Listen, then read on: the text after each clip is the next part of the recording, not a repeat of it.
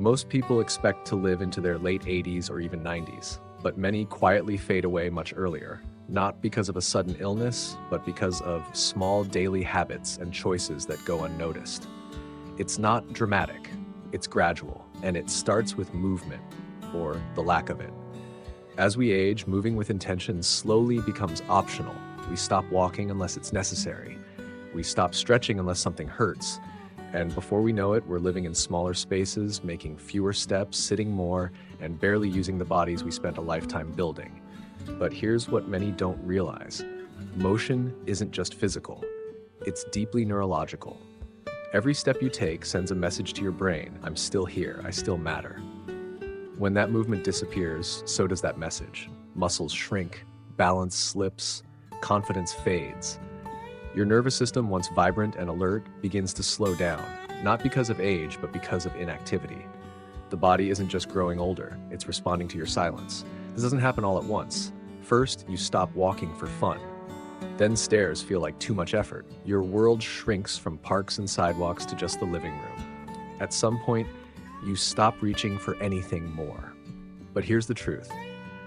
Your body was built to move, even now. And when you stop moving, your body doesn't go into pause. It begins shutting down. Not because you're old, but because you stopped sending signals that you still want to live actively.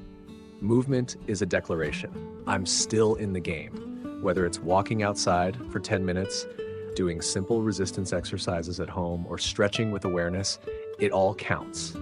You don't need a gym or a personal trainer. You need intention. A reason to get up, to take that step, to stretch that leg. Because your muscles are still listening. Your brain is still listening. The moment you decide to move with purpose, they respond. Blood starts flowing better. Your breath deepens, your energy lifts, your confidence returns. You don't have to do what you did at 30, but you do have to do something. Stand tall, walk with awareness, lift your chest, breathe. Let your body feel alive again. Because motion is not about exercise. It's about reminding every cell in your body, I'm still here. I still choose to live. There's a quiet shift that happens with age. Food becomes less about nourishment and more about comfort. You might not even notice it. Maybe you skip meals because you don't feel hungry. You choose soft foods because they're easier to chew.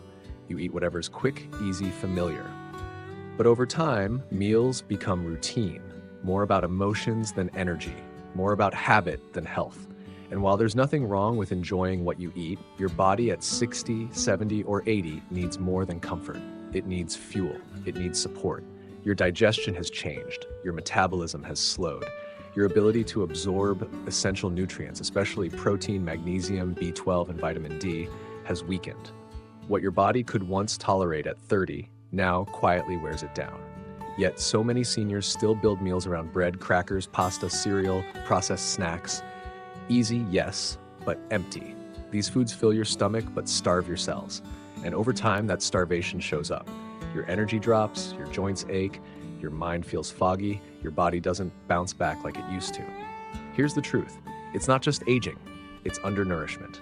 When you eat foods low in nutrients and high in sugar or simple carbs, your body feels full but gets nothing it actually needs to repair, protect, or energize you. Worse, these foods inflame your system. They affect your brain, your mood, your memory. That mental fog after lunch, that sluggish feeling in the afternoon, that stubborn fatigue that never quite goes away. It's not just age, it's the food. You don't need a perfect diet, but you do need a purposeful one. That means building your plate around protein, lean meats, fish, eggs, legumes, because muscle is your body's currency as you age. Without it, everything declines. It means choosing real, whole foods that feed your digestion. Leafy greens, vegetables, fruits with skin, whole grains. It means reducing sugar, not just to control weight, because sugar feeds inflammation and drains your vitality. And it means drinking water, not just tea, coffee, or soda, because your cells need hydration to function, to heal, to thrive. Eating with intention doesn't mean giving up pleasure. It means showing your body respect. Respect for the years it's carried you. Respect for the years still ahead. With every bite, you're either feeding your strength or feeding your decline. One small shift, like swapping sugary cereal for eggs and berries, adding spinach to your dinner, skipping dessert once in a while, can change the way you feel, think, and move. Your body is still listening. it still wants to heal. Give it what it needs, not to survive, but to thrive. You may not feel it right away, but over time, shrinking your world, your social world, can shrink your life.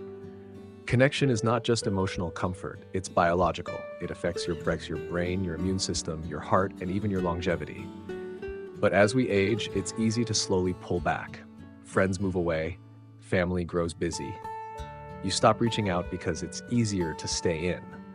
Days grow quieter. And that silence, if you're not careful, turns into isolation. The danger isn't just loneliness, it's what it does to your body. Studies show that social isolation increases the risk of early death even more than obesity, more than alcoholism, and even more than physical inactivity. It raises stress hormones like cortisol, weakens your immune system, and speeds up memory loss. It contributes to depression, heart problems, and chronic inflammation. Your brain starts dimming not from age, but from lack of stimulation. Real conversation is a workout for your brain. Every time you talk with someone, truly talk, you activate memory, emotion, empathy, decision-making. Laughter boosts mood-regulating chemicals. Physical touch calms your nervous system. Being seen, heard, and valued isn't just nice, it's necessary. So why do so many people let it slip away? Often it's unintentional. Retirement removes structure. Mobility issues make outings harder. The phone rings less and we forget to call back. But meaningful connection doesn't have to be complicated.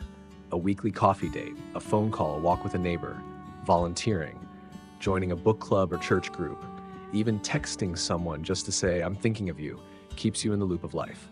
You don't need a crowd. You need a few people who truly matter and who remind you that you still matter. Because you do, no matter your age. And finally, there's something deeper. Purpose. The reason to get up in the morning. The belief that your presence still makes a difference. When we lose purpose, the body begins to shut down. Not because it's old, but because it no longer sees a reason to stay sharp. Purpose isn't a job or a paycheck, it's a decision. It could be caring for your health, mentoring someone younger, sharing wisdom, learning something new, or simply choosing to keep growing. Even small goals have power. Reading a new book, starting a daily walk, cooking for someone, keeping a journal, tending to a plant. All of these tell your brain and body, I'm still here. I still count. When you engage with purpose, everything begins to shift. Your posture improves, your energy returns, your memory clears, your body starts to rebuild. Because your body follows your mind, and your mind follows purpose. So ask yourself, what's one thing I still want to give, share, or grow into? Start there. You don't need a grand mission. You just need a reason to keep showing up. Because the moment you reconnect with life, life responds.